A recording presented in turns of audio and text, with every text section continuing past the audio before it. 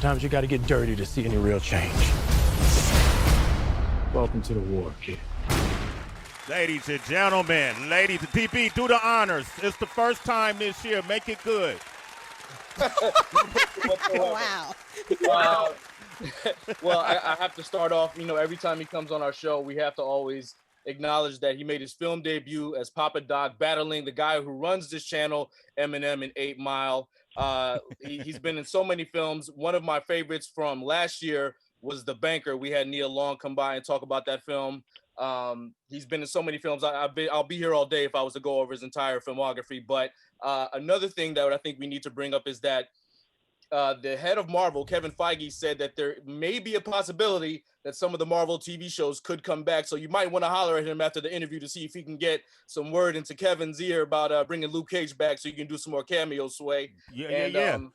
Last but not least, I have to acknowledge Chadwick Boseman because we lost him last year. That was one of the biggest losses that the world suffered last year. And I bring that up because Anthony starred in the 2003 Broadway revival of Ma Rainey's Black Bottom. They turned that play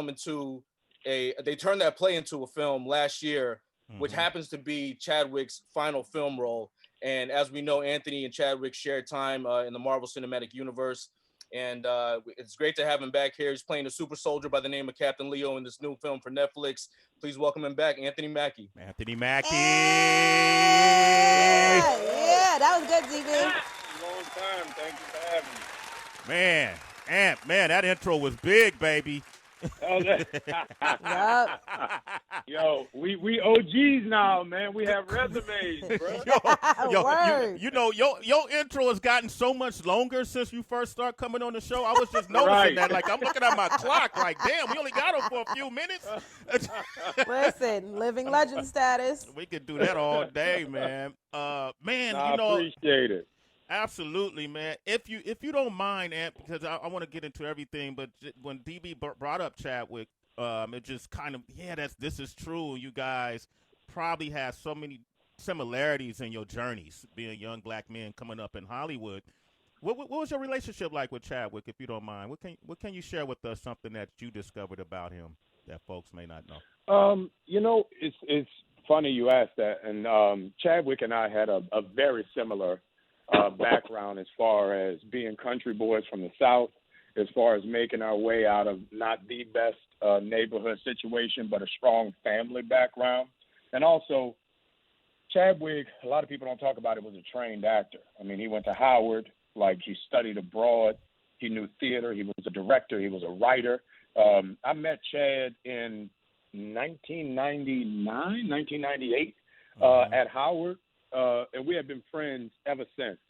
So, people always come up to me and ask me for advice, like, yo, how do I get on? How do I become an actor?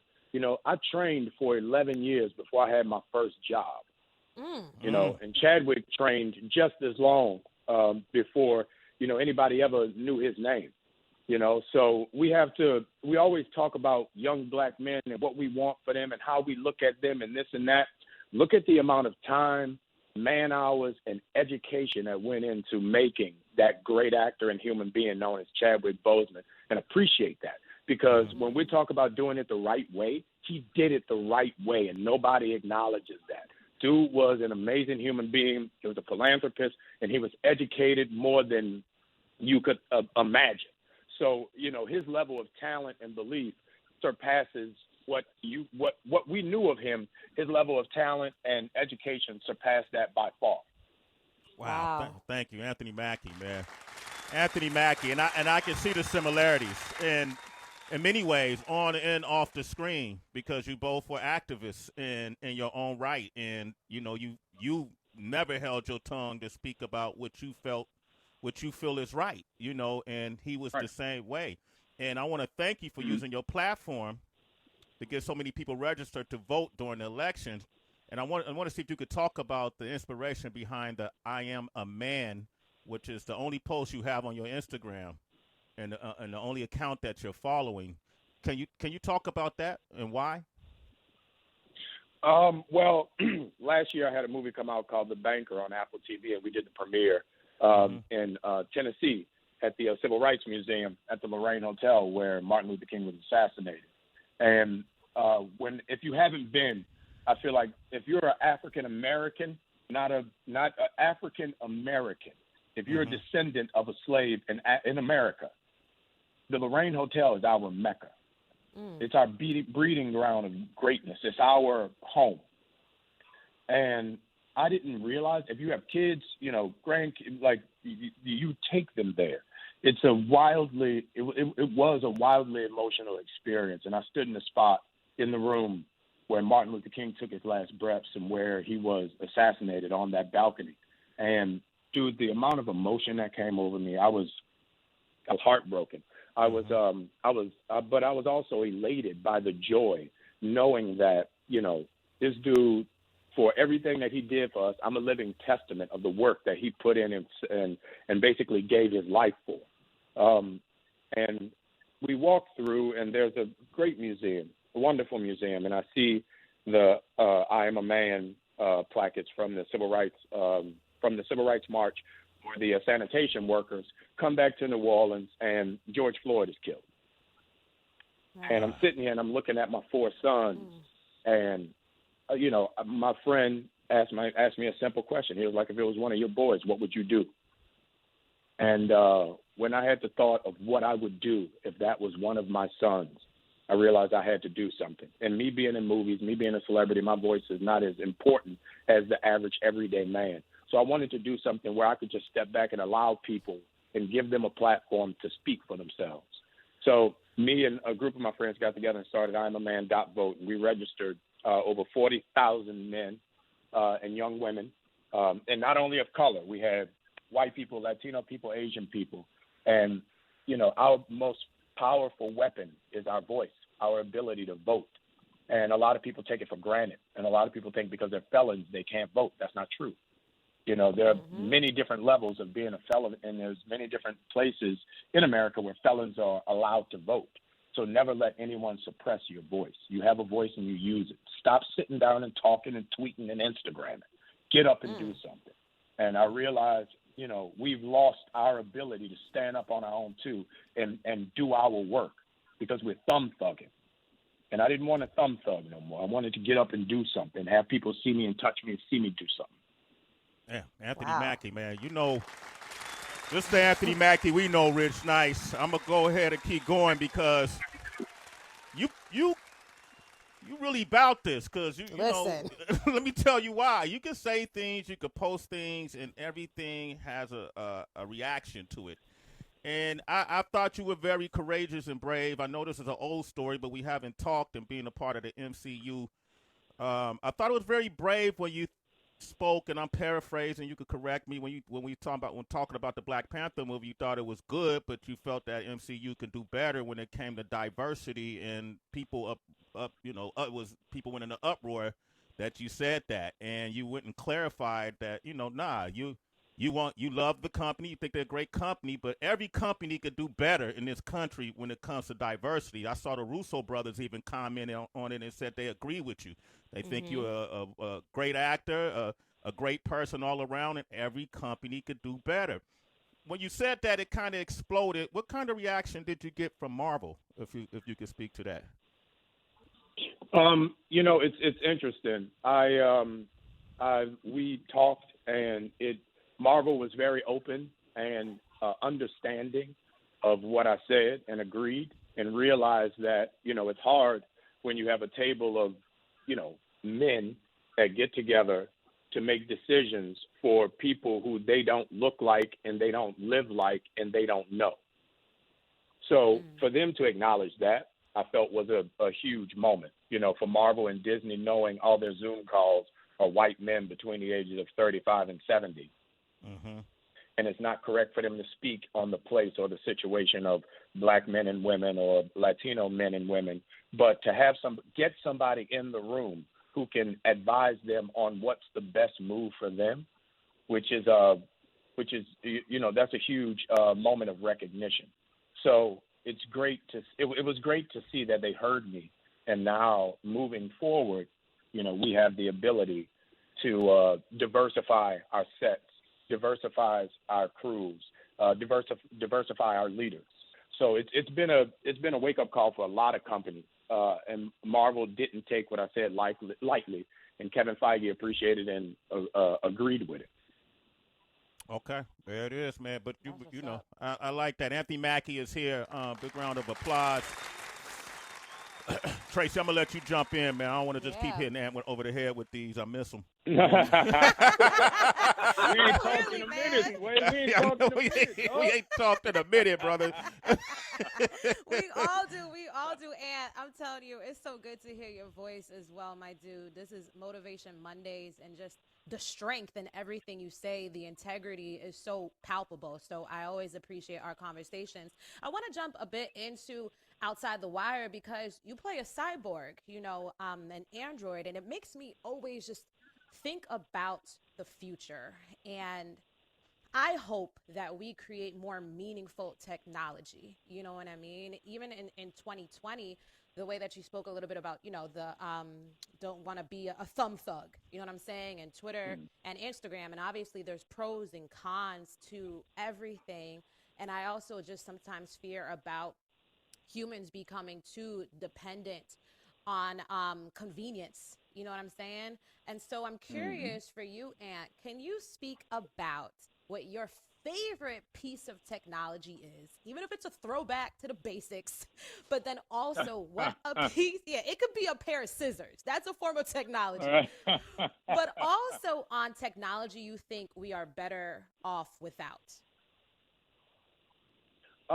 That's hilarious. My favorite piece of technology that I have now is I got an old school like Radio Raheem boombox, but it's Bluetooth. Oh, which is crazy. That's fire. Crazy. Bluetooth. No, I thought it's the only thing in my house that takes D batteries. I didn't even know they still made D batteries. I'm like, this is crazy. Right? So, you know, when I'm out, like when I go fishing, I'm out on a boat, or like me and my dudes do our social distancing walks or whatever. We straight up walking like with Radio Raheem with the boombox joint, right? So oh my gosh. We kill that. You do not want to see 4 middle-aged black dudes with cigars walking with a boombox down the bayou in New Orleans. That's me. Actually, I do. We shut it down. Tracy, you want to see that? Yes, man. That's stellar. That's a scene. That's a movie scene right there. A lot of Timberlands in hot weather. You sure you want to see that? Exactly. Timbs and tube socks. Pulled all the way up. Yeah, that's good. Okay. And what about the flip side? The flip side is my my cell phone. Like I don't do social media. I don't do all that stuff, internet stuff, or calling and facing and all that joint. But it's like sometimes it makes sense to just put your phone down and be quiet with yourself. Mm-hmm. Like for New Year's, I went on a retreat, like a mental wellness retreat in Mexico, and literally no phones, no emails, no nothing, just 7 days of just quiet, mm-hmm. And you really learn a lot about yourself when you shut the world out, Amen. And 2020 was a hell of a year, man. I lost a lot of people and lost a lot of and not even just with death. I just lost a lot of people mentally, I saw how a lot of people I was around didn't deserve my time. Like I can't fool with weak-minded people who don't get the situation that we're in as a culture, as a humanity, as a society. So I just lost a lot of people in my life, and really re-engaged and focused on my family, focused, on my kids and looking at the world around me, like trying not to kill my neighbors, and that's and real. All that, that's real. I had to put my phone down and just work on myself for a minute, and I just that cell phone, man, it's a dangerous drug. You have young, beautiful women, destroying themselves because they want to look like somebody on Instagram, but you don't understand what soul purging went into that woman on Instagram being like that. Like if you look at Felicia Rashad, you look at these women, they're matriarchs in our society. Cicely Tyson, there are women that aged gracefully and beautifully that we admire, you know, and you're looking at this chick, you know, because somebody bought her a car or a bag. Like, that ain't you. You're more beautiful than that. You know, you're worth more than a bag, and all that comes from your phone, man. Phone. Damn, Hey, Anthony. I was just wondering about, you know, before COVID hit and all the theaters got shut down, most people would look at box office numbers in terms of measuring a film's success, right? Now, because of things extending way longer than anybody really anticipated, all of these studios are looking at streaming as sort of the future because nobody knows what's going to happen with the theater industry. Can you sort of give some context or maybe break down how streaming success is compared to box office, where you're talking about, oh, this film opened at #1 with X amount of dollars, but now you're talking about streaming numbers? Like, how is the success measured in terms of streaming? Well, everybody knew streaming was the future. COVID just sped up the process, because now, you know, I have an 85-inch television in my living room with a surround sound system. I don't need to go to the movies and deal with some kid trying to make out behind me. You know what I mean? Like I don't have to do that because I got a crazy TV. I have a TV in my living room that's bigger than my head, you know? Okay. So everybody knew streaming was the future, you know? But COVID sped it up to a point to where now it always used to be about that opening weekend. If you had an opening weekend that crushed and made, you know, the budget, twice the budget, this, that, and the third, you know, it was considered a success. You were considered a success. But now it's all about them clicks. You know, you literally need to have people sit on their couch and click. And, you know, Black people don't realize the power that we have in all of these industries. Like, we are Netflix's largest subscribing base. So if we don't click, it don't move. You know what I mean? So say that louder, man. You guys, if we don't click, it don't move. That's the reality of it. If we don't click, it don't move. So that's the reality of it. So, you know, with this movie Outside the Wire that's coming on Netflix, it's like, you know, Netflix made that movie to appease their audience, their fan base. There are a lot of people that look like me, that know me, that want to see me. So you make a movie with me so people will click it. So the more people click it, the more money they make. The only difference between, you know, streaming and to be honest with you, keep it 100, the only difference between streaming and movie theaters is back end, is ancillary income. So when a movie go to movie theaters, that when it come on DVD, every time you buy a DVD or you watch it on television, like right now, I still get checks for 8 Mile because it comes on VH1 and MTV every day. Wow. So that income, you know, those residuals are cut off with streaming, because when streaming buys it, they own it. So you don't get those streaming residuals for a lifetime. Once you're done, you're done. Your checks are done. And that's a way for the studio to keep their pocket fat, but also, you know, get the actors, you know, involved. So that's the only difference. Whereas when movies were in movie theaters, that movie come out and hit a number, you get a second check. So those checks, them checks keep rolling, dog. When it's in the movie theaters, profit sharing is what my friends call it in New York. Profit sharing. Ain't no profit sharing with Netflix. They take it all. You get a one-time fee, and that's it.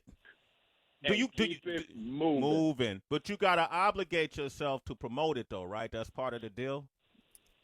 Well, always. I mean, you do the business because you want people to see it. If people don't know about it, they can't see it. So you gotta promote it. You know, it's not like, oh, I'm doing this in spite of myself. No, I got a product. I'm pushing my product. Just like you, Sway. You got a product. You push your product every day. Hey, Anthony Mackey here. You're the biggest deal on the block. Come on, man. They call me the plug. Where the love at? Getting my truck. Where the love at? There you go, man. Anthony Mackey is here. Rich Nice, you hung out on the phone, man. I gotta let you get in, Rich. You've been very patient, and so Rich Nice he's been really crafting this question for you, Ant. We're talking about Outside the Wire, new film on Netflix, out this Friday. Rich, go for it. Well, first I want to say congratulations on that film, The Banker, man. It was I don't think people really understand how inspiring that film was, because it really pulled back the curtain on some things that people really didn't understand when it comes to banking and black people. So salute to you for that. Thank you, sir. Appreciate it. Yes, sir. Twofold question. I want to hear a little more about, the project that you produced and starred in, but also I know you have a great love for music. Is there a music-related project that you would like to do that you haven't done? Wow, that's a great question. My dream when I was a kid, my parents, for the holidays, we had a record player. My mom would always play Sam Cooke. And my dream is to bring Sam Cooke's story to reality. I love Sam Cooke. I love the soulful art of his music. I love, his church background coming to where he is with the Soul Stirrers and, him going out and being a independent artist, and the fact that he was murdered and no one talks about it. Right. There was a huge conspiracy around his death involving the FBI at that time, and, everything that led up to that. As far as him being a civil rights activist, his time with Malcolm X, his time with Martin Luther King, what he did for the civil rights movement. So I would love, and the amount of power he had, and his smart and intelligent, and how when he started his record label, he took over music, and no other black person had done that. So he was a viable threat at that time to the populace, seen by the FBI. So I would love to play Sam Cooke. I would do that for free all day. Okay. So Sam Cooke. Okay, and then as far as you produced and starred in this movie, what was that experience like? Just wearing those two hats. Right. It was great. My boy George Nolfi, who I did Adjustment Bureau with 10, 12 years ago, we started talking about this project.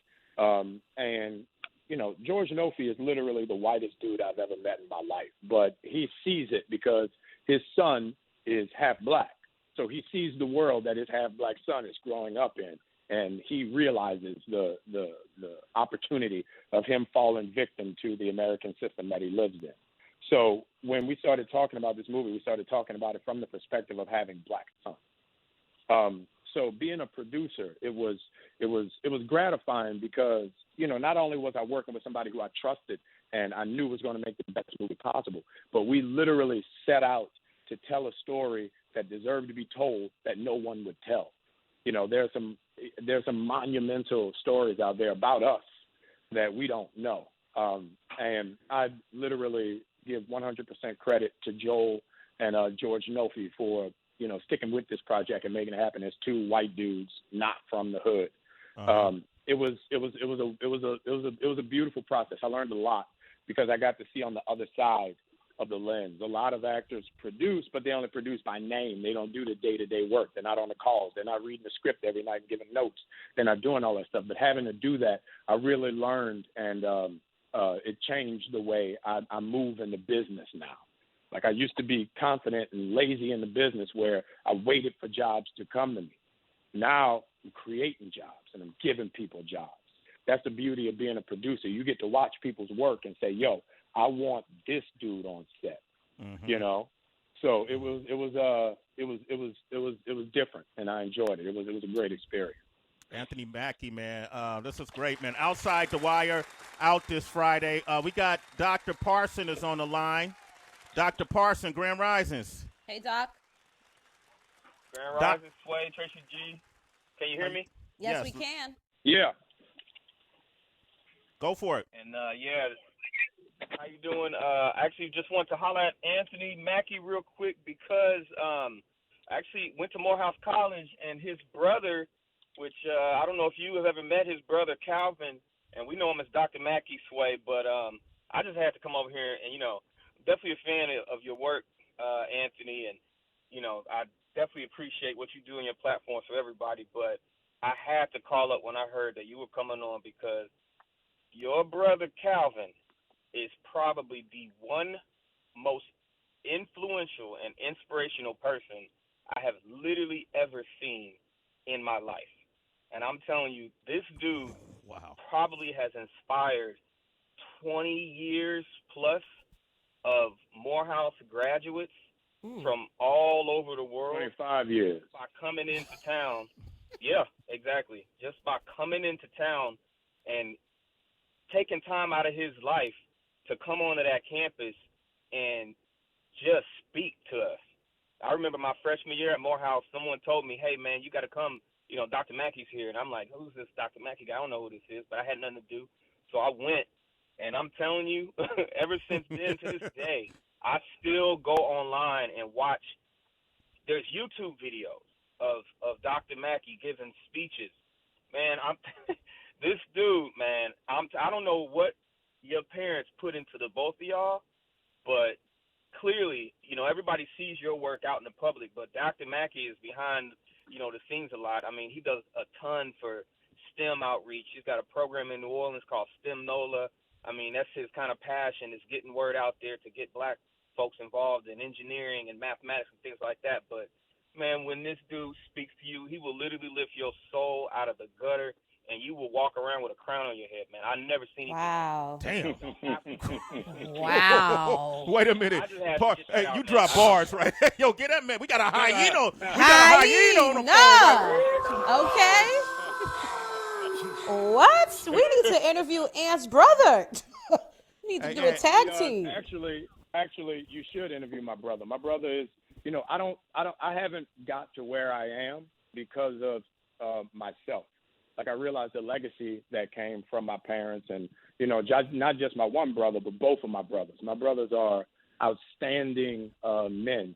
There's many men that went into making me successful and giving me the opportunity that I have. And two of those, the most important two men, are my older brothers. My brother, as he said, Dr. Calvin Mackey, has an organization, STEM NOLA. If you haven't heard of it, go online and check it out. He's on Instagram. He's on Twitter. Donate. He is literally affecting kids in a way that no one else is. And he's putting kids in opportunities that are life-changing, not moment-changing, and giving them a different perspective and outlook on life. I don't know if he does it every year, but he does the freshman orientation speech, and I've had the opportunity to sit through that speech a bajillion times. And it's really remarkable. And he was a big inspiration on me doing the movie The Banker. And, you know, a lot of people don't know my other brother. You know, he's a big activist here in New Orleans in the gay community. And, you know, one of my very first movie was a movie called Brother to Brother. And if you haven't seen it, I believe, and if you don't like it, I don't give a fuck. It's some of my best work as an actor. I'm proud of it. Check it out. You got a problem with it, come see me. I will deal with you. It is an amazing movie made by a brother from Brooklyn, Rodney Evans, and it's about a young gay man trying to find his voice in America. Mm-hmm. And, you know, I did that because of my brother. Like, I didn't understand homosexuality. As a black man in America, homosexuality wasn't something I was raised to understand or literally just walk with. So when I did that movie, I came off that set with a completely different understanding of my brothers and sisters in America who are gay and lesbian. Mm-hmm. You know, so I realized how my growth as an actor affects the people around me. So, and that's all because of my two brothers. So definitely, my brother, everything I do, you know, I try to move in the light of my brothers. You know, they're very, very strong alpha males. Just know, when you check out my brother, he is an alpha male. It is not lunch. It is a damn 5-course meal. Okay. But you will get up fed and full. Hello, come hungry. Hey, well, first let's say thank you to Dr. Parsons. Thank you, Dr. Parsons. You're a citizen, man. You're Let's Sway in the morning. And then I got one of those alpha male big brothers too, bro. It's a feast. I can't stay. We don't listen. When we get on the phone, it's never shorter than 90 minutes to 2 hours. So I got a plan. I got a plan to call my brother. Like, okay, do I got 2 hours to get? I got 2 hours, not yet. I'll call T Cal later. Ant, right. Hey, check this out, Ant. I love you. If I never told you that, congratulations Stay the course. You got a village of us that's right there on the side of you. Even when you don't see us, know that we right there with you, bro. Okay? Congratulations on Outside the Wire, Anthony Mackie. And then also, Ant, Victor Oladipo is an executive producer. I'm a producer. Megan Good and Tamara Bass are executive producers of a movie that's on Netflix that just came out last week. Man, I'd love to get your support on it, too. It's called If Not Now, When? And you can check that out. All black, all of us on it. I'm a music supervisor on it, too. It's on Netflix. Check that out, and I'll be checking yours out, okay? Definitely watch it tonight. Definitely. There you go. If not now, when? Thank you, Ant. And then you guys watch Outside the Wire this Friday. Hey, Ant, is this your number that you're calling me from? No, but you can get my number from my people. I'll get it from your people. All right, Anthony Mackie, ladies and gentlemen. We're coming back with political news.